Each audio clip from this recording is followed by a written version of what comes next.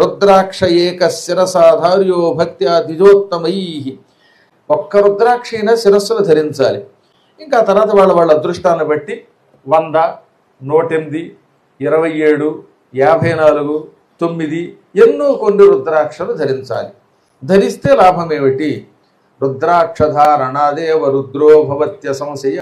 రుద్రాక్షధారణ వల్ల వాడే రుద్రుడు అవుతాడు. There is no doubt in it. అందులో ఏ అనుమానము లేదు. ఇప్పుడు మనకు కొన్ని అనుమానాలు. దేవీ భాగవతంలో కొన్ని చెప్పారు, శివపురాణంలో ఇంకా ఎక్కువ విపులంగా చెప్పాడు. కొంతమందికి ఏమనిపిస్తుందట, స్నానం చేసినప్పుడు పూజలో కూర్చుని వేసుకుని తర్వాత తీసేయాలి అనిపిస్తోందట. అది ఉట్టి అబద్ధము అన్నాడు. ఎందుకంటే మానవుడి యొక్క శరీరము చంచలమైనది. ఏ క్షణంలో మానవుడు శరీరం విడిచిపెడతాడో వాడికి తెలియదు. ఏ క్షణంలో ఏ పాపం చేస్తాడో తెలియదు.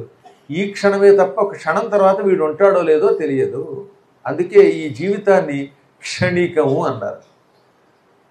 కర్మగాలి రుద్రాక్ష తీసి దండానికి తగిలించినప్పుడు ప్రాణం పోయితే వీడికి రావలసిన పుణ్యం రాదు. అందుకని రుద్రాక్ష ఒకసారి మంత్రపూర్వకముగా గురువు ద్వారా స్వీకరించి శరీరం మీద ధరిస్తే ఆ క్షణము నుంచి రుద్రాక్ష నీ శరీరములో ఒక అంగం అయిపోతుంది, ఒక భాగం అయిపోతుంది. నీ అవయవాలే. రాత్రిపూట ఒక ఆయన నిద్రపోతున్నప్పుడు కుడి చెయ్యి అడ్డం వచ్చిందిట, అబ్బా ఇటు పడుకుంటే చెయ్యి ఇబ్బందిగా ఉంది అని తీసి పక్కన పెడుతున్నాడా? రుద్రాక్ష కూడా మంత్రపూర్వకముగా ఒకసారి మెడలో వేసుకుంటే మీ శరీరములో అది కూడా ఒక భాగమే. It's also a part of your body. కాబట్టి దాన్ని తీసి పక్కన పెట్టకూడదు. రుద్రాక్షని మాత్రం ధరించాక ఇంక తీయరాదు అన్నారంతే. ఇప్పుడు ఈ రుద్రాక్షని మీరు ధరించడం కంటే గురువుల ద్వారా వేయించుకోవడం ఎక్కువ లాభం. గురువు చేతికి ఇచ్చి రుద్రాక్ష మెడలో వేయమనో చేతిలో వేయమనో పెట్టి ఆ చేతిలోనో మెడలోనో పుచ్చుకోండి. ఆయన ద్వారా పుచ్చుకోండి. ఆయన నమశివాయ అంటూ చేతిలోకి ఇవ్వగానే అది శివస్వరూపం అవుతుంది. ఆ శివస్వరూపాన్ని మెడలో ధరిస్తే ఇక ఆ రోజు నుంచి వీడే రుద్రుడైపోతాడు. రుద్రాక్షధారణాదేవ రుద్రోభవత్యసంశయ. ఆడవాళ్ళకి మంగళసూత్రం అని పూర్వం ఉండేది కదా. ఈ మంగళసూత్రం ఎటువంటిదో రుద్రాక్ష కూడా అటువంటిది.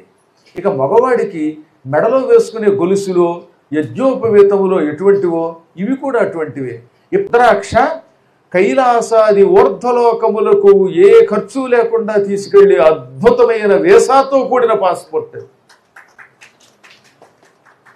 కొన్ని పాపములకు ప్రాయశ్చిత్తం లేదు. తెలిసి కానీ తెలియక కానీ గోమాంసము మద్యము కలిపి తాగితే దాని వల్ల వచ్చే దరిద్రపు పాపంకి ఎవడు అంటగట్టలేడు.